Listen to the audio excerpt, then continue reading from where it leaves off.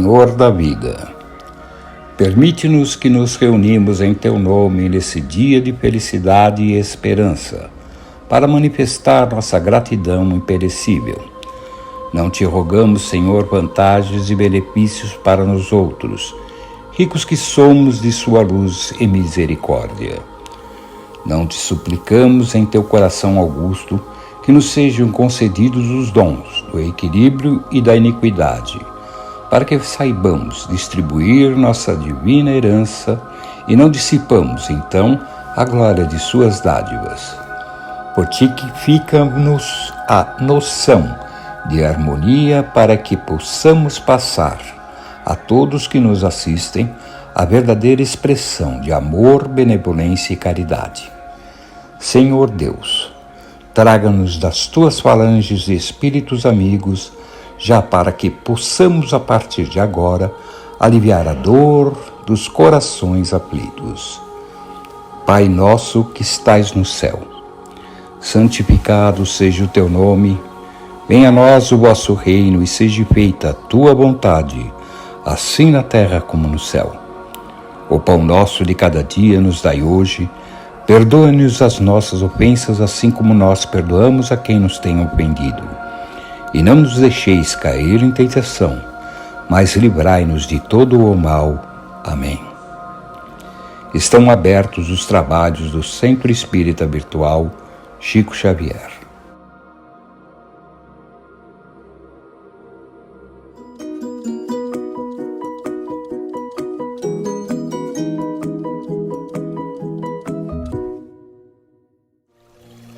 Fluidificação da água.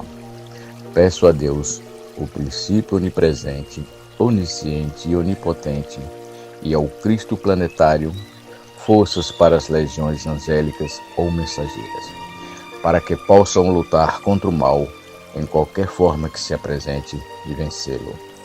Como não existe merecimento fora do respeito à verdade, ao amor e à virtude, prometo aplicar esforços no sentido de viver a lei de Deus, compreender e imitar o verbo exemplar e cultivar nobremente os dons do Espírito Santo, carisma ou mediunidades, sem os quais não pode haver a consoladora revelação. Rogo a Deus, que enviou o verbo modelo para entregar o glorioso Pentecostes, o derrame de dons mediúnicos para toda a carne, para que a humanidade tenha realmente dignos medianeiros que dê de graça o de graça recebido. Nutrição verdadeiro, respeito à doutrina do caminho. Como encarnado, sujeito às necessidades, doenças, dores, aflições e também à morte física e responsabilidade perante a justiça divina. Rogo o dom do bom, discernimento espiritual, assim como rogo para o corpo as energias e os fluidos a serem depositados nessa água. E como quem tanto necessita e roga, reconheço, agradeço a Deus, às legiões angélicas de socorrista e ao meu espírito guia ou anjo guardião. Fluidificação da água. Peço a Deus, o princípio onipresente, onisciente e onipotente, e ao Cristo planetário, forças para as legiões angélicas ou mensageiras, para que possam lutar contra o mal em qualquer forma que se apresente e vencê-lo. Como não existe merecimento fora do respeito à verdade, ao amor e à virtude, prometo aplicar esforços no sentido de viver a lei de Deus, compreender e imitar o verbo exemplar e cultivar nobremente os dons do Espírito Santo, carisma ou mediunidades, sem os quais não pode haver a consoladora revelação. Rogo a Deus, que enviou o verbo modelo para entregar o glorioso Pentecostes, o derrame de dons mediúnicos para toda a carne, para que a humanidade tenha realmente dignos medianeiros que dê de graça o de graça recebido. Nutrição verdadeiro, respeito à doutrina do caminho. Como encarnado, sujeito às necessidades, doenças, dores, aflições e também à morte física e responsabilidade perante a justiça divina. Rogo o dom do bom, discernimento espiritual, assim como rogo para o corpo as energias e os fluidos a serem depositados nessa água. E como quem tanto necessita e roga, reconheço, agradeço a Deus, às leis cheias angélicas e socorrista, e ao meu espírito guia, ou anjo guardião.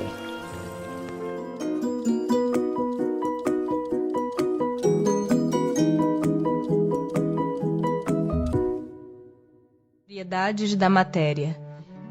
A ponderabilidade é um atributo essencial da matéria? Da matéria como a entendeis, sim. Não, porém, da matéria considerada como fluido universal. A matéria etérea e sutil que constitui esse fluido vos é imponderável. Nem por isso, entretanto, deixa de ser o princípio da vossa matéria pesada. A matéria é formada de um só ou de muitos elementos? De um só elemento primitivo. Os corpos que considerais simples não são verdadeiros elementos. São transformações da matéria primitiva. De onde se originam as diversas propriedades da matéria? São modificações que as moléculas elementares sofrem por efeito da sua união em certas circunstâncias. De acordo com o que dizeis, os sabores, os odores, as cores, o som, as qualidades venenosas ou salutares dos corpos não passam de modificações de uma única substância primitiva? Sem dúvida. E que só existem devido à disposição dos órgãos destinados a percebê-las. A mesma matéria elementar é suscetível de experimentar todas as modificações e de adquirir todas as propriedades? Sim.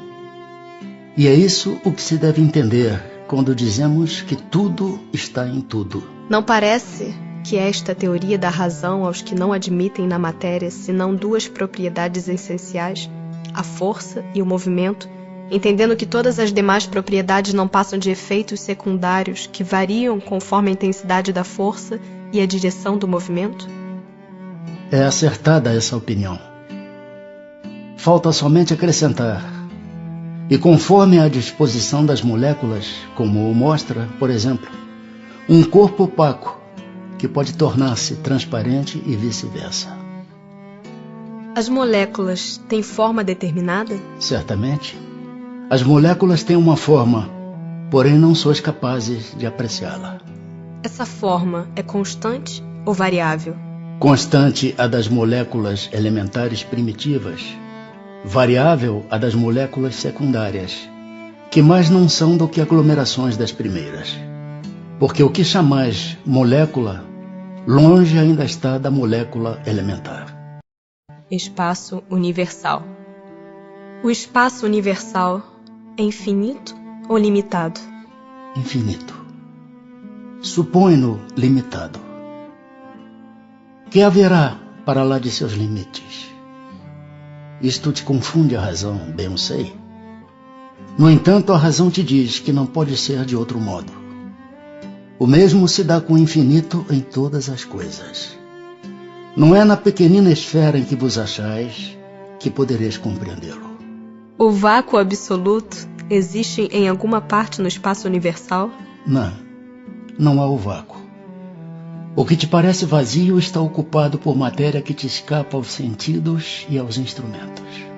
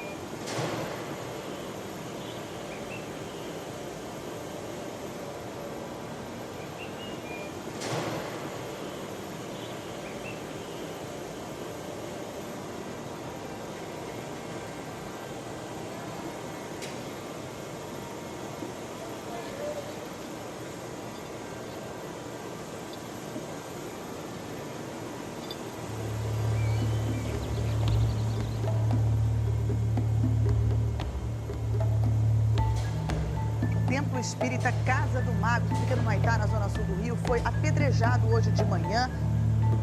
Por 8 vezes, o seu local de oração foi atacado, o último em junho deste ano. Uma menina de 11 anos levou uma pedrada quando voltava de um culto de candomblé. A polícia está procurando os responsáveis por essa agressão.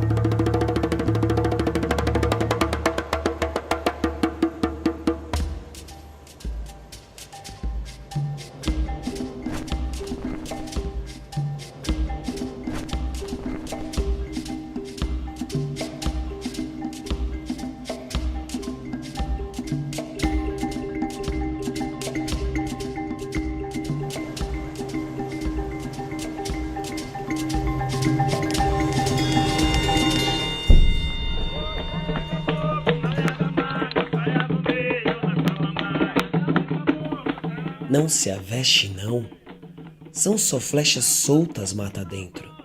Os bodoques estão carregados e nós trazemos pontarias. Os gritos são de guerra, sim.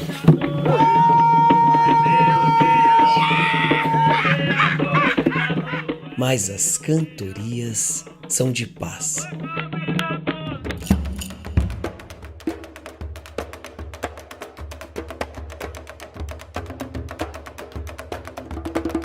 O terreiro é batido por samba de roda e os pés são descalços. Descalços os pés. Antes de entrar, nos peça licença. Nos peça licença antes de entrar. E não nos deem as costas.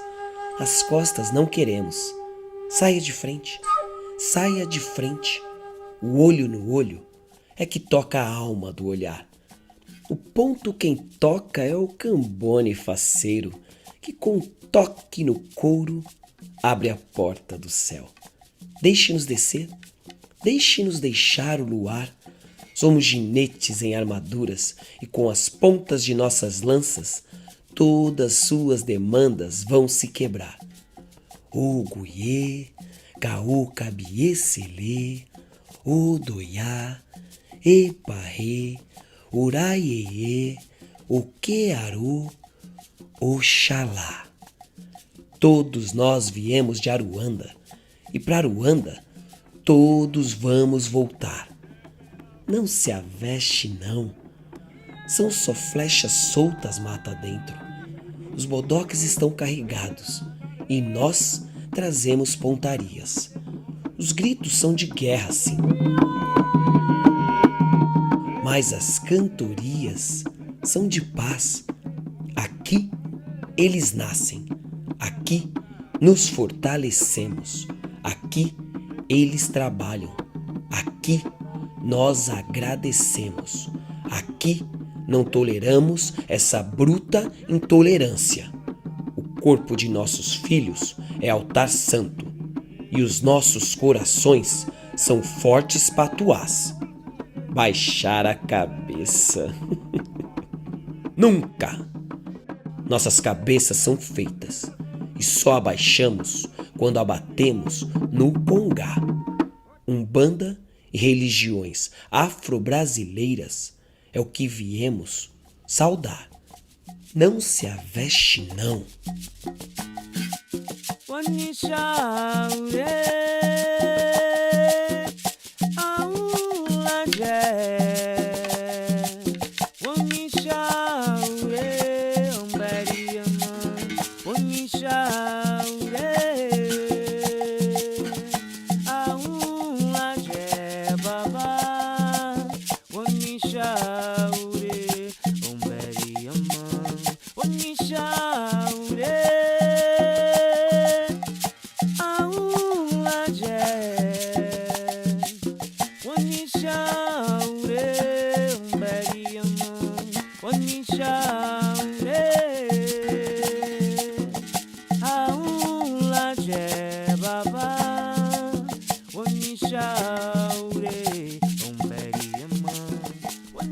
Há mais de 400 anos, as nossas tradições afro-brasileiras vêm sendo perseguidas e desrespeitadas. Todos os dias, os olhos da repressão são direcionados aos nossos ritos, nossas vestimentas, nossos guias. Por todo o país, terreiros são atacados e destruídos, filhos dos axés são acuados com os preconceitos nas ruas, nos empregos, nas escolas. E assim, muitos se amedrontam por não poder expressar a sua fé livremente. A sua Bíblia não me agride. O seu crucifixo não me agride. O seu terno e a sua saia não me agridem. A sua batina não me agride. O seu ceticismo não me agride. Por que vocês se sentem agredidos com a nossa cultura e por que insistem em nos agredir? O seu Deus não é o meu Deus, mas ainda assim, Ele é Deus. Respeite-o. Não se aveste, não. Axé. Caros irmãos, eu tive o prazer de assistir esse pequeno vídeo e refletir.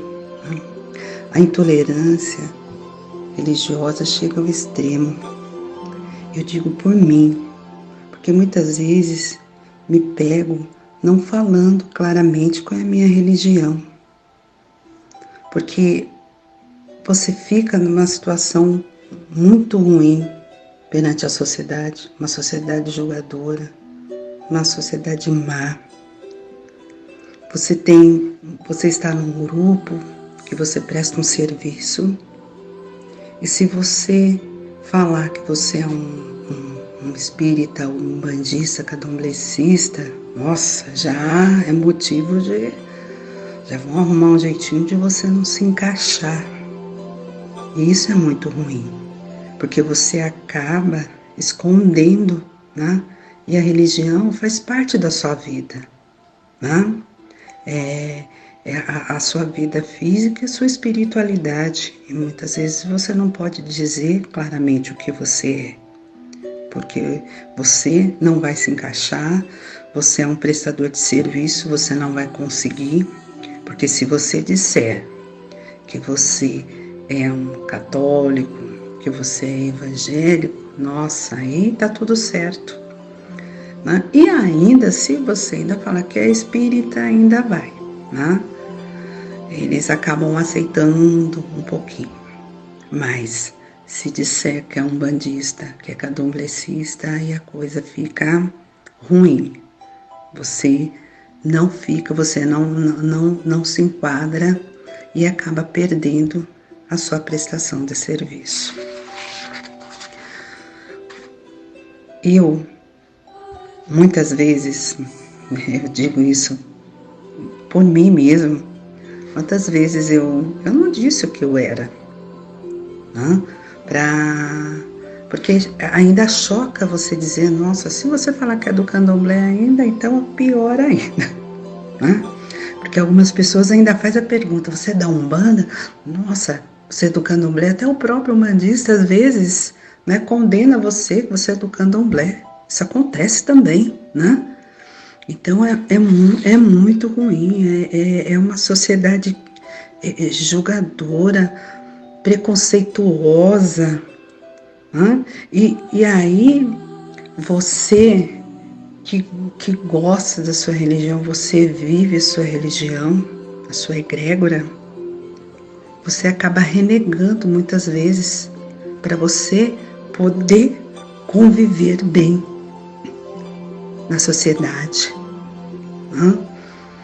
Eu, enquanto prestadora de serviço, passei por situações assim no meu trabalho, mas assim, conforme eu fui ganhando tempo de trabalho, eu fui explicando para as pessoas, olha, eu sou do candomblé, mas eu não estou aqui para fazer mal para ninguém. Você tem que ficar se explicando, se justificando. A gente não precisa disso. Simplesmente você abraça a sua religião e segue em frente. E se todo mundo pensar assim, o mundo vai ser melhor. Porque todo mundo precisa ter um caminho. E eu escolhi o meu. Espero que cada pessoa que esteja me ouvindo também siga a sua religião dentro do espiritismo, dentro da sua egrégora, sem temer a nada. É isso que eu desejo a você, caríssimos irmãos. E agradeço, sou grata por esta oportunidade de estar falando a vocês.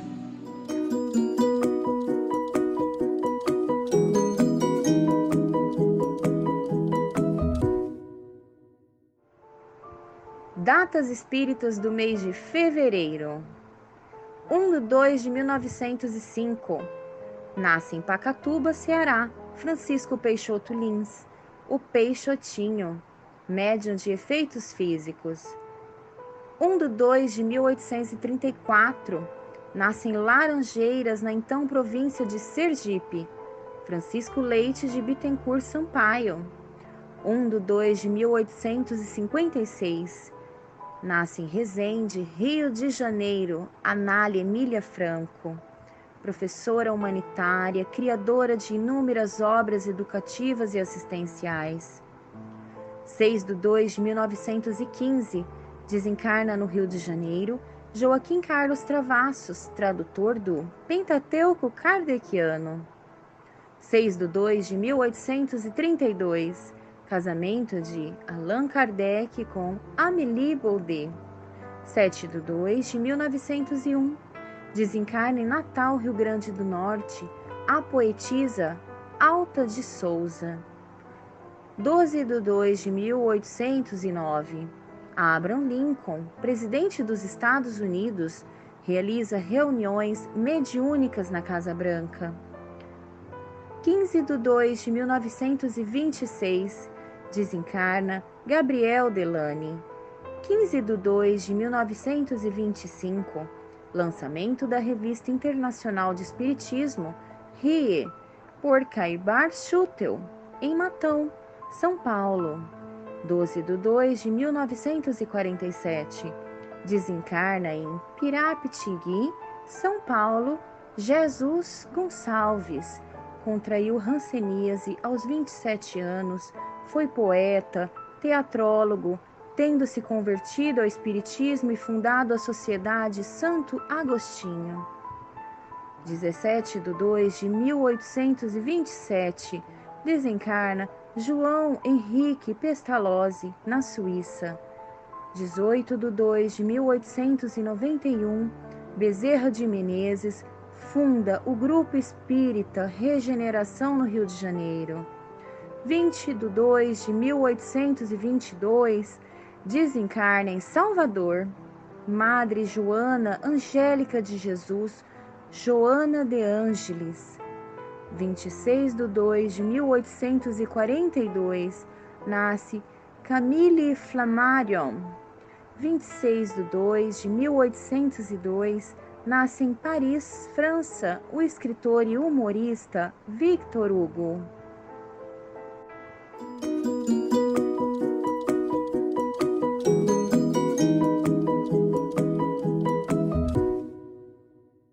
Tornou, pois, a entrar Pilatos no pretório e chamou a Jesus e disse-lhe: Tu és o rei dos judeus? O meu reino não é deste mundo. Se o meu reino fosse deste mundo, certo que os meus ministros haviam de pelejar para que eu não fosse entregue aos judeus. Mas por agora, o meu reino não é daqui. Disse-lhe então Pilatos: Logo, tu és rei. Tu dizes que eu sou rei. Eu não nasci nem vim a este mundo senão para dar testemunho da verdade. Todo aquele que é da verdade ouve a minha voz. A vida futura. Por estas palavras, Jesus se refere claramente à vida futura que ele apresenta em todas as circunstâncias como o fim a que se destina a humanidade e como devendo ser o objeto das principais preocupações do homem na Terra. Todas as suas máximas se referem a esse grande princípio.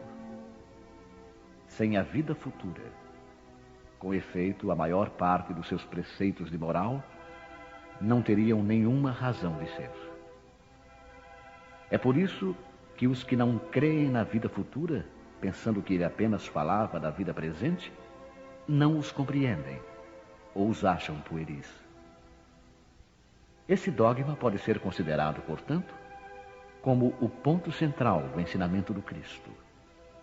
Eis porque está colocado entre os primeiros no início desta obra, pois deve ser a meta de todos os homens. Só ele pode justificar os absurdos da vida terrestre e harmonizar-se com a justiça de Deus. Os judeus tinham ideias muito imprecisas sobre a vida futura. Acreditavam nos anjos, que consideravam como os seres privilegiados da criação, mas não sabiam que os homens, um dia, pudessem tornar-se anjos e participar da felicidade angélica.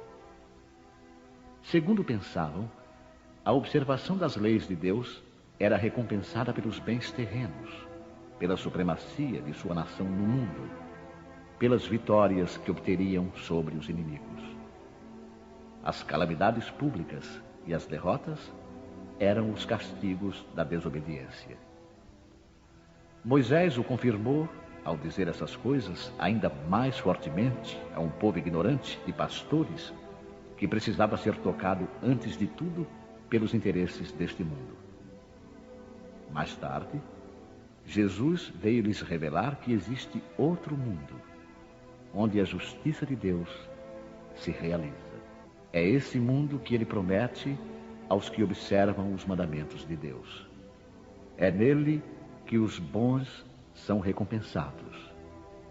Esse mundo é o seu reino, no qual se encontra em toda a sua glória e para o qual voltará ao deixar a terra. Jesus, entretanto, conformando o seu ensino ao estado dos homens da época, evitou de lhes dar o esclarecimento completo, que os deslumbraria em vez de iluminar, porque eles não o teriam compreendido. Ele se limitou a colocar, de certo modo, a vida futura como um princípio, uma lei da natureza a qual ninguém pode escapar. Todo cristão, portanto, crê forçosamente na vida futura. Mas a ideia que muitos fazem dela é vaga, incompleta, e por isso mesmo falsa em muitos pontos. Para grande número é apenas uma crença, sem nenhuma certeza decisiva. E daí as dúvidas e até mesmo a incredulidade.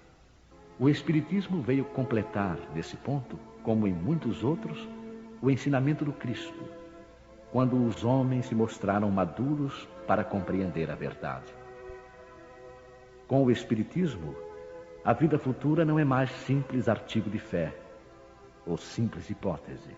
É uma realidade material, provada pelos fatos, porque são as testemunhas oculares que a vêm descrever em todas as suas fases e peripécias, de tal maneira que não somente a dúvida já não é mais possível, como a inteligência mais vulgar pode fazer uma ideia dos seus mais variados aspectos, da mesma forma que imaginaria um país do qual se lê uma descrição detalhada.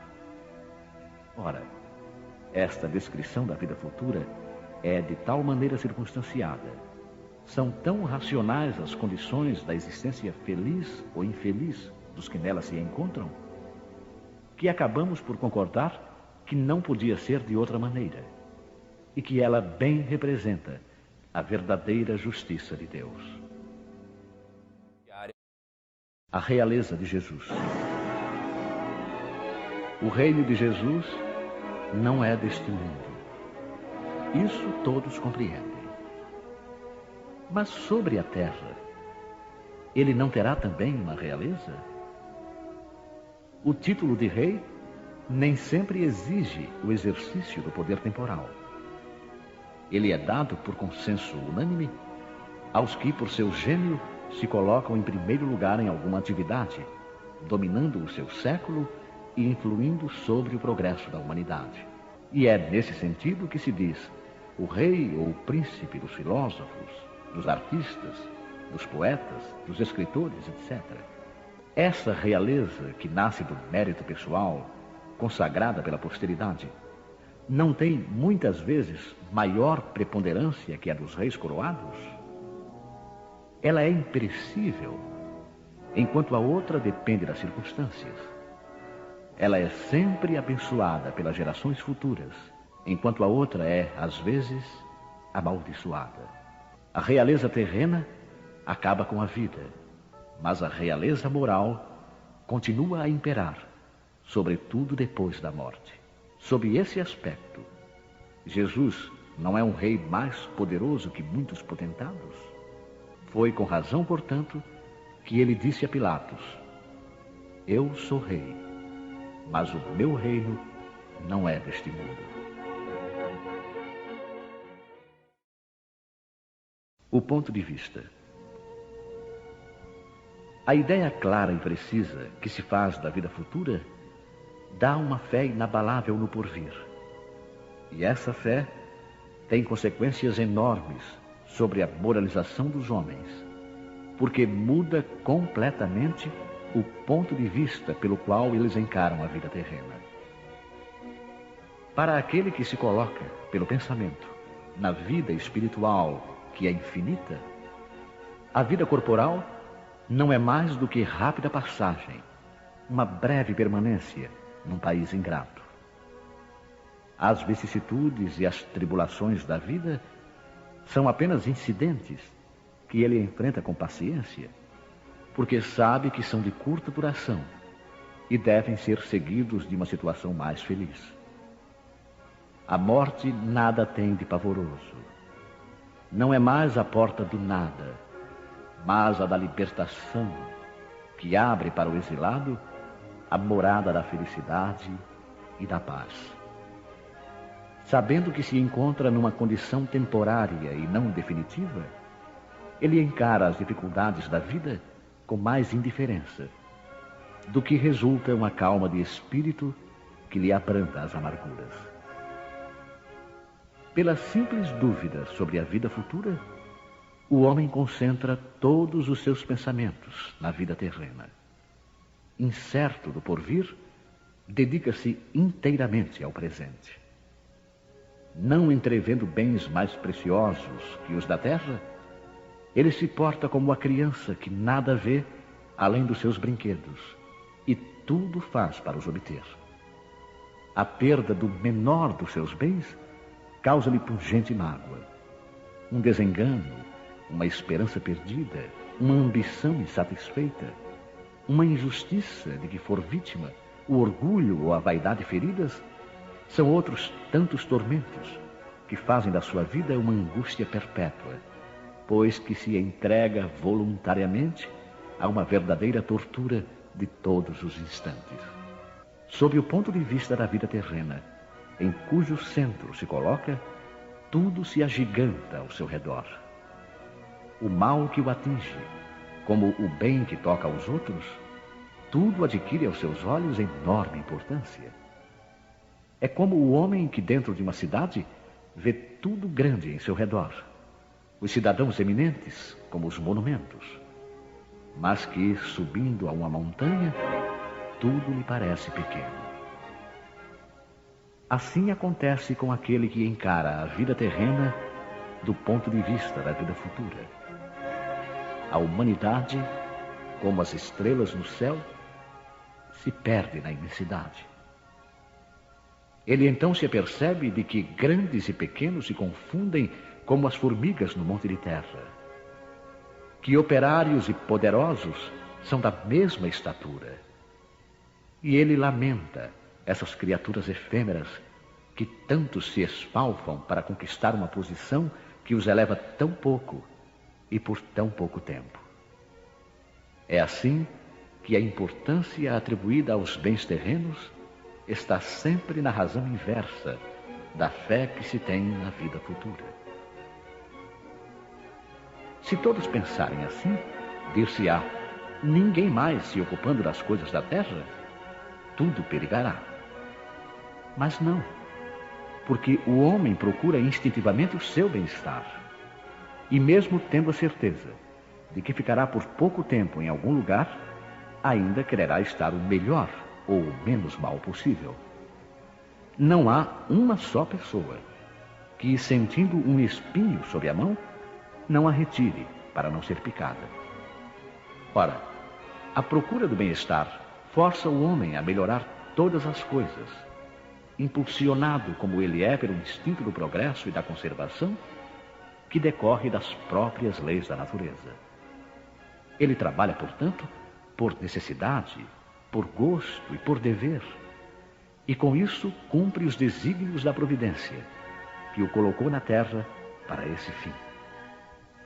Só aquele que considera o futuro pode dar ao presente uma importância relativa, consolando-se facilmente de seus reveses, ao pensar no destino que o aguarda. Deus não condena, portanto, os gozos terrenos, mas o abuso desses gozos em prejuízo dos interesses da alma. É contra esse abuso que se previne os que compreendem essas palavras de Jesus. O meu reino não é deste mundo. Aquele que se identifica com a vida futura é semelhante a um homem rico que perde uma pequena soma sem se perturbar. E aquele que concentra os seus pensamentos na vida terrestre é como o pobre, que ao perder tudo o que possui, cai em desespero. O Espiritismo dá amplitude ao pensamento e abre-lhe novos horizontes. Ao invés dessa visão estreita e mesquinha que o concentra na vida presente, fazendo do instante que passa sobre a terra o único e frágil esteio do futuro eterno, ele nos mostra que esta vida é um simples elo do conjunto harmonioso e grandioso da obra do Criador, e revela a solidariedade que liga todas as existências de um mesmo ser, todos os seres de um mesmo mundo e os seres de todos os mundos. Oferece, assim, uma base e uma razão de ser à fraternidade universal, enquanto a doutrina da criação da alma, no momento do nascimento de cada corpo, faz que todos os seres sejam estranhos uns aos outros. Essa solidariedade das partes de um mesmo todo explica o que é inexplicável, quando apenas consideramos uma parte. Essa visão de conjunto, os homens do tempo de Cristo não podiam compreender, e por isso o seu conhecimento foi reservado para mais tarde. Instruções dos Espíritos. Uma realeza terrena. Rainha de França. Quem poderia melhor do que eu compreender a verdade destas palavras de Nosso Senhor? Meu reino não é deste mundo. O orgulho me perdeu sobre a terra. Quem, pois, compreenderia o nada dos reinos do mundo, se eu não o compreendesse? O que foi que eu levei comigo da minha realeza terrena? Nada, absolutamente nada. E como para tornar a lição mais terrível, ela não me acompanhou sequer até o túmulo. Rainha eu fui entre os homens, e rainha pensei chegar no reino dos céus. Mas que desilusão! E que humilhação quando, ao invés de ser ali recebida como soberana, tive de ver acima de mim, mas muito acima, homens que eu considerava pequeninos e os desprezava por não terem nas veias um sangue nobre. Oh, só então compreendi a fatuidade dos homens e das grandezas que tão avidamente buscamos sobre a terra. Para preparar um lugar nesse reino, são necessárias a abnegação, a humildade, a caridade, a benevolência para com todos. Não se pergunta o que fostes, que posição ocupastes, mas o bem que fizestes e as lágrimas que enxugastes. Oh, Jesus, disseste que teu reino não era deste mundo, porque é necessário sofrer para chegar ao céu, e os degraus do trono não levam até lá. São os caminhos mais penosos da vida, os que conduzem a ele. Procurai, pois, o caminho através de espinhos e abrolhos, e não por entre as flores. Os homens correm atrás dos bens terrenos, como se os pudessem guardar para sempre.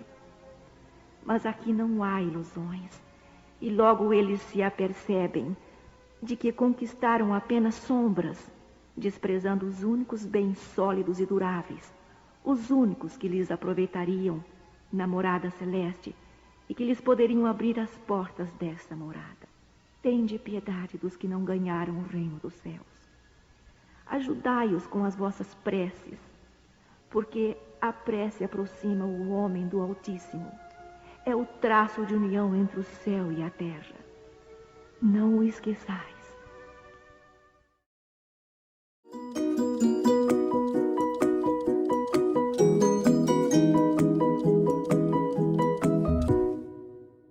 Coisa estranha para mim, porque desde pequena eu ouvia falar. Em primeiro lugar, a compreensão de que a vida não começa no berço e não termina no túmulo.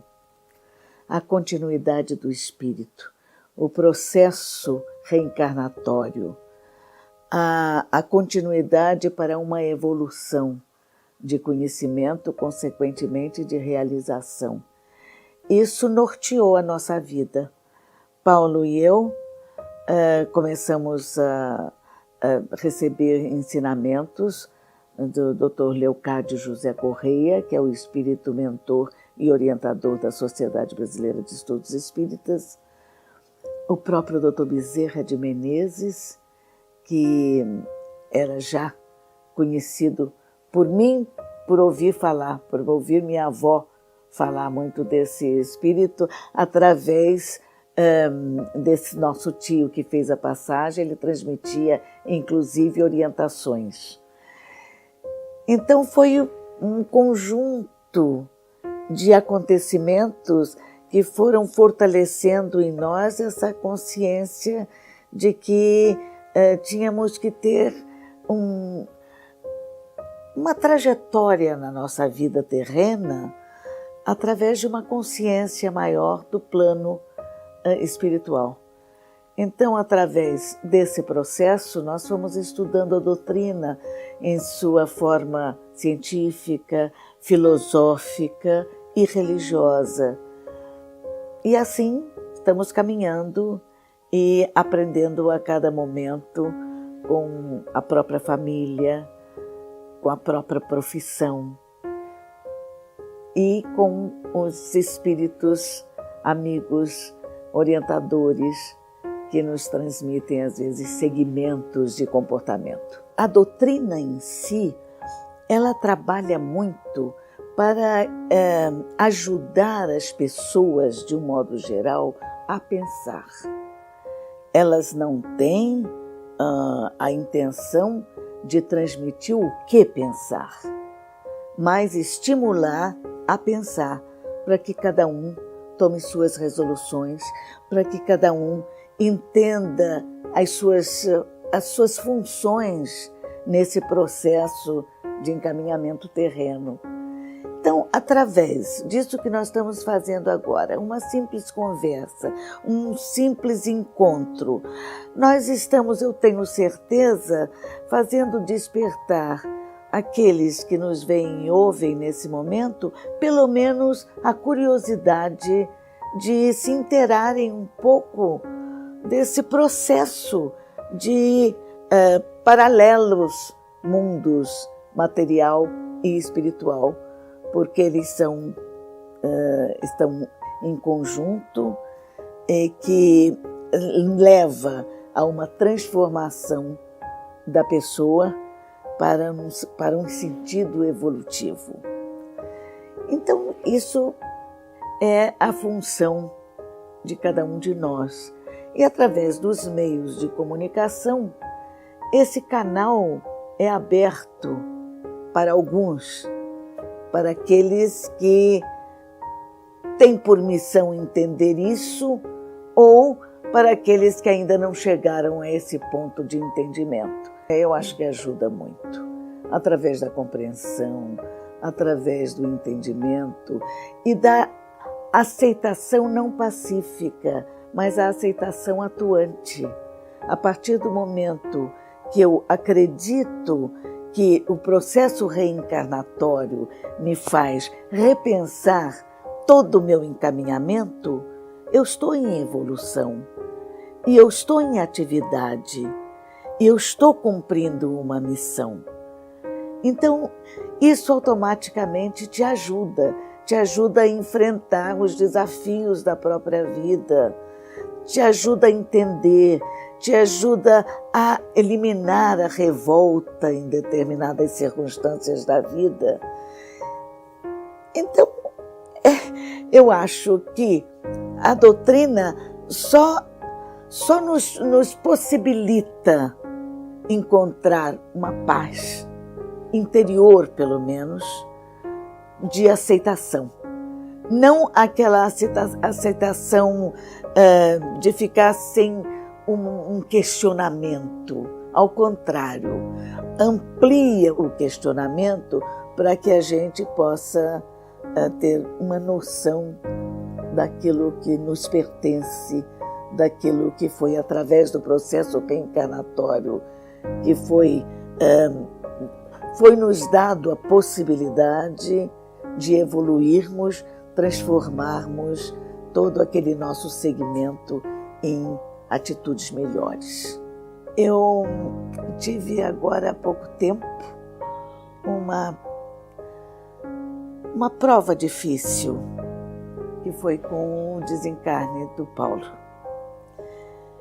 E o Espiritismo me ajudou muito, porque eu tive a compreensão de que só eu teria que passar por determinada dor, e ampliou a minha compreensão e entendimento daquilo que eu te disse desde o início do nosso encontro. A vida não acaba, continua. Eu tenho certeza que agora ele está melhor do que estava aqui. Ele estava sofrendo, eu não podia desejar prendê-lo aqui, que seria um processo egoístico da minha parte, e me possibilita a esperança, a certeza mesmo, eu diria, de que num determinado momento nós nos reencontraremos. Porque Paulo e eu tínhamos uma afinidade muito grande, só por isso, não pelo fato de sermos marido e mulher, mas pela afinidade que existia entre nossos espíritos, né? Então ficamos de conhecimento 62 anos, de casados 60 anos, e existia uma cumplicidade entre nós, existia uma compreensão e uma afinidade muito grande, fora e além do grande sentimento de amor que nutríamos um pelo outro. Então, tenho certeza que essa reencarnação não foi a primeira que nos encontramos. Talvez em outras nós não tenhamos tido a oportunidade de vivenciar um amor mais amplo, que foi nos dada a permissão disso acontecer nessa encarnação. E por isso eu tenho certeza que nós nos reencontraremos. Então faço minhas orações, faço meu pensamento positivo para que ele tenha muita luz, para que ele se encaminhe num processo evolutivo, para que ele possa fazer parte de correntes de trabalho espiritual em ajuda a todos aqueles que lá chegam e aqueles que ainda estão aqui também. E que nós juntos, encarnados e desencarnados, possamos ser elos da grande corrente de fraternidade universal. É isso que eu acredito, é nisso que eu determino o meu segmento na minha vida terrena. Eu acho que a doutrina não se preocupa em catequese. Nós procuramos estimular as pessoas para fazerem um questionamento interior. Perguntar a si mesmo, o que é a vida? Como é caminhar nesse plano terreno? Como é essa conjugação do plano terreno e o plano espiritual? Para que possa entender e que possam encontrar saídas para se sentirem melhores. O Espiritismo facilita isso. O Espiritismo nos fortalece, nos orienta e nos possibilita a encontrarmos a razão de nós mesmos. É isso que eu espero que esse nosso momento tenha transmitido a você. E espero que você desperte para um encontro com você mesma, para que você possa definitivamente evoluir.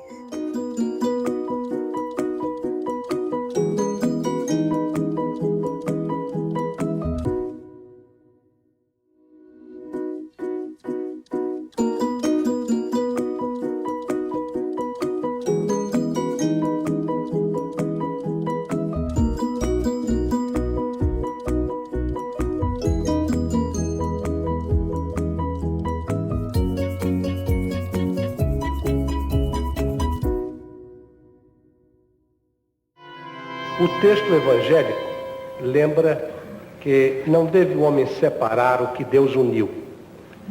Argumenta-se de um lado que o casamento, portanto, é indissolúvel, e de outro lado que aquilo que Deus não uniu pode ser separado, porque não foi Deus que uniu.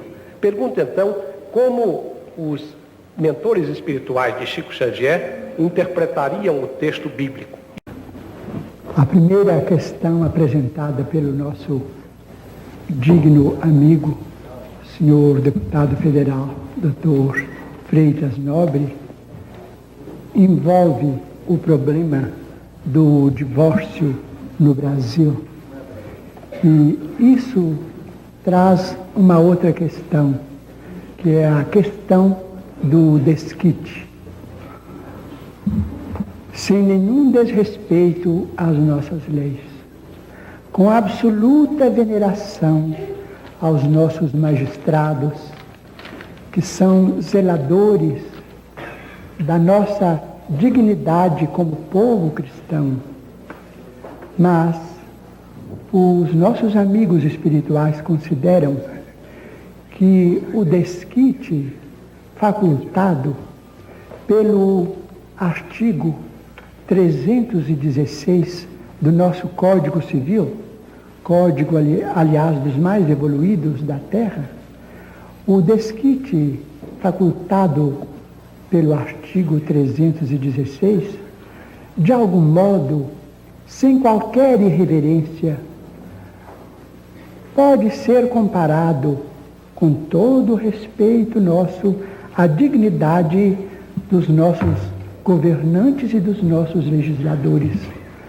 O desquite no Brasil pode ser comparado ao presente de um carro de luxo que é doado sem o motor. O carro não pode funcionar porque o motor está de um lado e a estrutura do veículo de outro. No artigo número 323 do nosso Código Civil, existe a possibilidade da reconciliação dos cônjuges, seja de que modo for. E a lei, então, aprova a reaproximação dos cônjuges que não puderam viver juntos. Então, é o trazimento do motor ao carro para que o carro venha a funcionar da mesma forma pela qual o carro foi considerado em dificuldade antes do reajuste.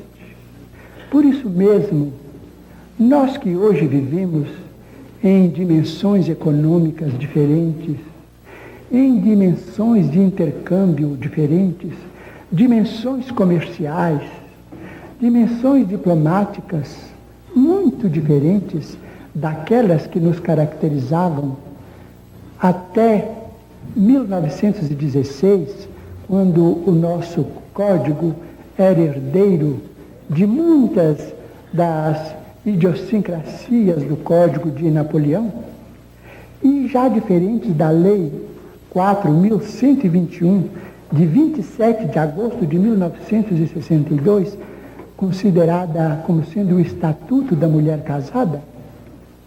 Nós que vivemos hoje em dimensões tão grandes de compreensão humana, nós consideramos o divórcio como medida humana, medida legítima, porquanto dói ao nosso coração quando ouvimos nas palavras públicas de nossos grandes magistrados a palavra desculpe-me, a palavra concubina, para designar senhoras distintíssimas, grandes mães de família que estão em segunda, terceira ou quarta união, com absoluto respeito ao regime monogâmico que impera em nossas relações.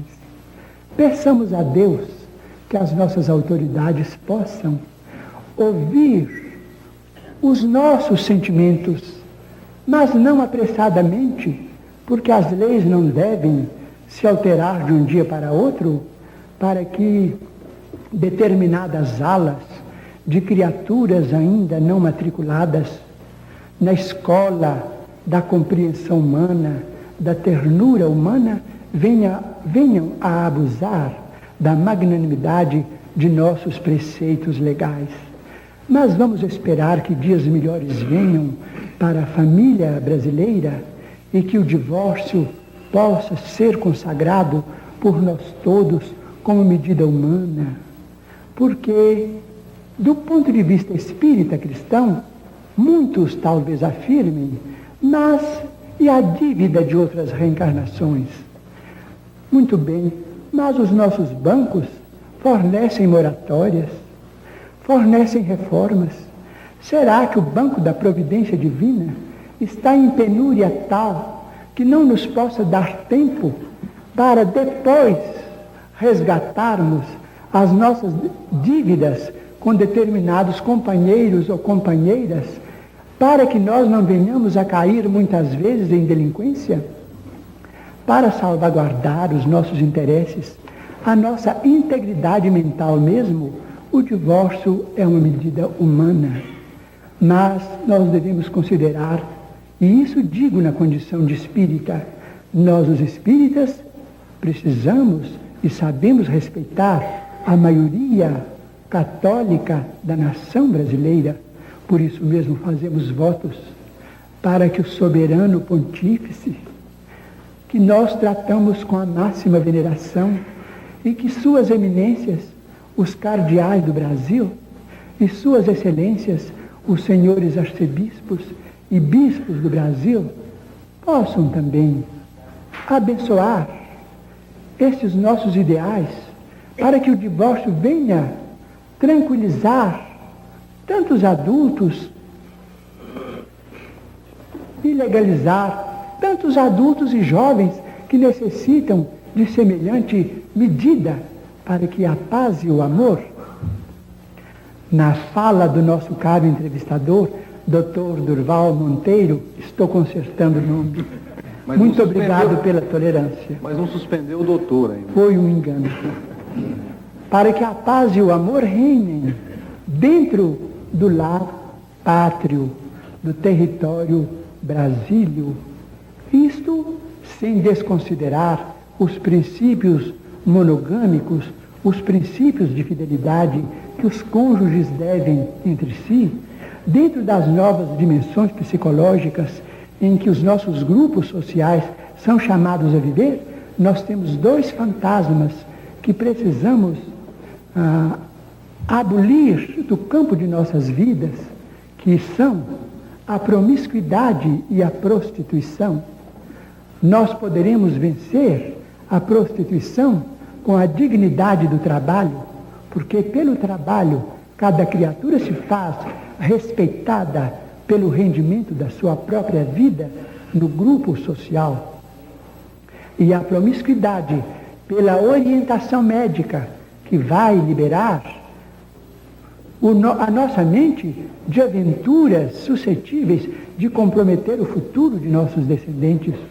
Mas o divórcio, medida humana, sem nenhum desrespeito à família brasileira, que é profundamente cristã, é medida humana, mas devemos esperar que os nossos magistrados reconsiderem os pontos de vista em andamento e que processos novos de vivência possam inspirar essa lei de libertação, que é uma lei justa, em favor da paz de nossos lares, com emancipação para o homem e emancipação para a mulher, sem as ilusões e as fantasias do amor possessivo, do amor egoístico de um lado ou de outro, porque cada um é senhor do seu próprio destino.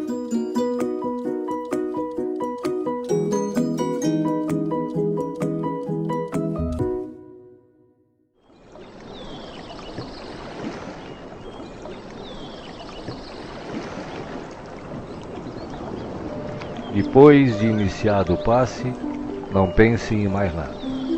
Mentalize sua casa, sua família e seus desejos. Usando a sala de passe virtual do Instituto André Luiz, esteja convicto de que realmente precisa tomar um passe. Não use a sala somente por curiosidade. Visitando a sala por visitar de maneira informal, deixará de usufruir dos seus benefícios quando dela necessitar realmente. Utilize a sala com gratidão e respeito, como faria num centro espírita material. Aconselhamos a utilização da sala apenas uma vez por semana, salvo em caso de grande necessidade. Em silêncio, evoque a proteção de Deus e de Jesus para o passe. Desejando, após a invocação, rogue também o concurso do seu anjo da guarda ou dos espíritos superiores com os quais tenha maior afinidade. Procure afastar de sua mente quaisquer pensamentos negativos. Respire fundo, pausadamente, com calma e confiança. Prepare-se para orar. Ore com Jesus. Pai nosso, que estás no céu, santificado seja o teu nome. Venha a nós o teu reino e seja feita a tua vontade, assim na terra como no céu. O pão nosso de cada dia dá-nos hoje.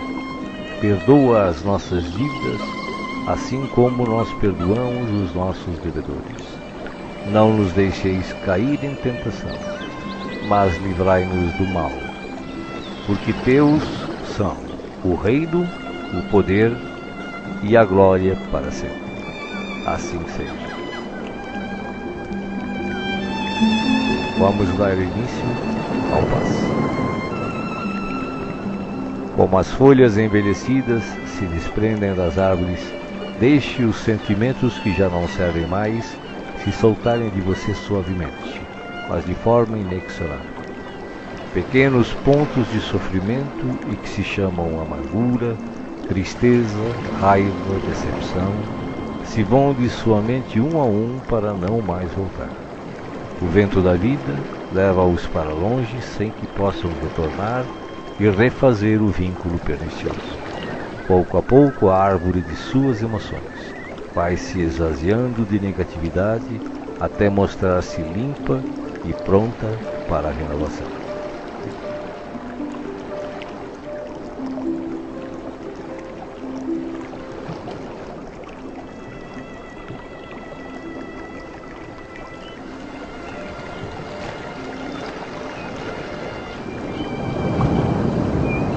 Sentindo-se leve, sem o peso das folhas mortas que se desprenderam e se foram, você recebe agora suavemente sobre o corpo e a alma a água da vida que cai em abundância do céu. Esta água limpa, higieniza, purifica, desobstrui e tonifica todas as células do seu ser. Nada fica fora da sua ação renovadora. Ao tempo que limpa e hidrata o corpo, o líquido cristalino dessedenta o espírito, aplacando a aflição, a ansiedade e a inquietação. Há em seu coração agora uma sensação de calma, limpeza e bem-estar.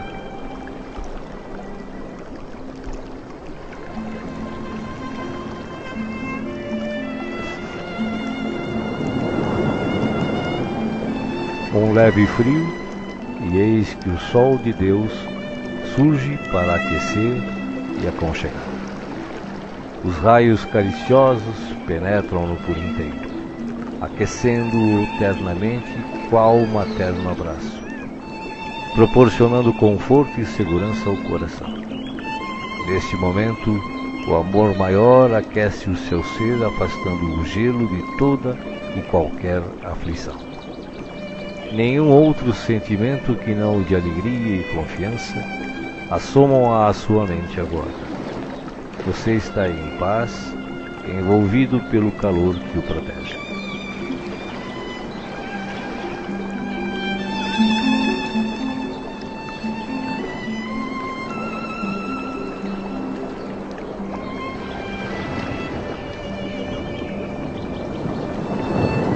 Do coração da vida, flores perfumadas para você. De alma grata e feliz, recolha as pétalas coloridas que penetram o seu ser e restauram sentimentos e emoções. Felicidade, esperança, fé, coragem e determinação passam a significar novamente vontade de viver. Mas além do perfume e da cor, a natureza neste momento lhe envia o que possui de melhor, a capacidade infinita de restaurar-se em sublime beleza, ainda quando os golpes do mal parecem decretar-lhe o fim.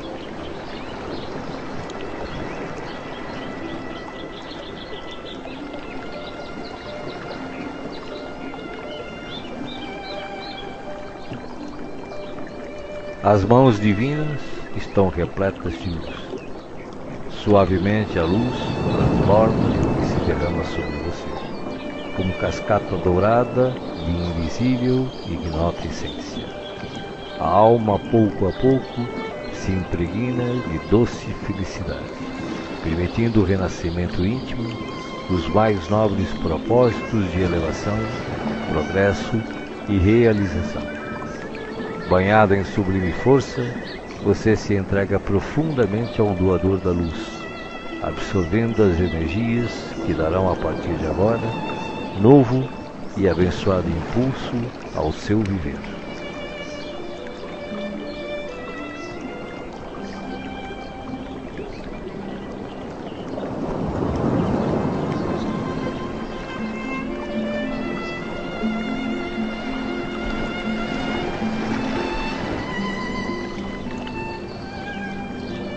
Sinta agora à sua volta a presença de Jesus, que te pergunta: me chamastes? Estou aqui. O que queres de mim hoje? De que precisas? Peça, meu filho, peça, minha filha. Estou aqui para ajudar. Faça agora o seu pedido especial a Jesus, enumerando os problemas e as dificuldades que o afligem. Escutei o que pedistes, com amor e atenção. Agora, conto com a tua fé, a tua confiança em mim, para a solução dos teus problemas. Vai em paz. Te acompanharei com os olhos, não te perderei. Creia em Deus, creia também em mim. Estarei com você todos os dias, até o fim. Seja feliz. Deixo-vos a paz, a minha paz vos dou. Não vou-la dou como o mundo a dá. Não se turbe o vosso coração. Crede em Deus, crede também em mim. Não se turbe o vosso coração, nem se atemorize. Eu sou o caminho e a verdade e a vida. Ninguém vai ao Pai a não ser por mim. Os bons espíritos, os espíritos puros e as falanges de luz também enviam a você agora as melhores emanações de paz, saúde, alegria e refazimento. Do mais alto, desde as mais belas cidades espirituais até a morada dos anjos, em uníssono com o Criador, uma radiosa luz o envolve plenamente. Você não está só. O universo inteiro pulsa o amor de que se constitui, e este amor quer tocá-lo agora, em toda a sua plenitude, para que os problemas, as dores, as enfermidades e as dificuldades em geral sejam afastadas em favor da sua paz e renovação. Você está recebendo vida em abundância. Guarde-a no coração.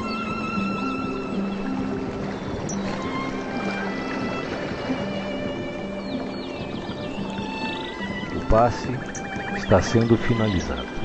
Respire pausadamente e repita agradecido. Obrigado, Senhor, por este dia. Que ele me seja produtivo e feliz, como tu desejas. Assim seja.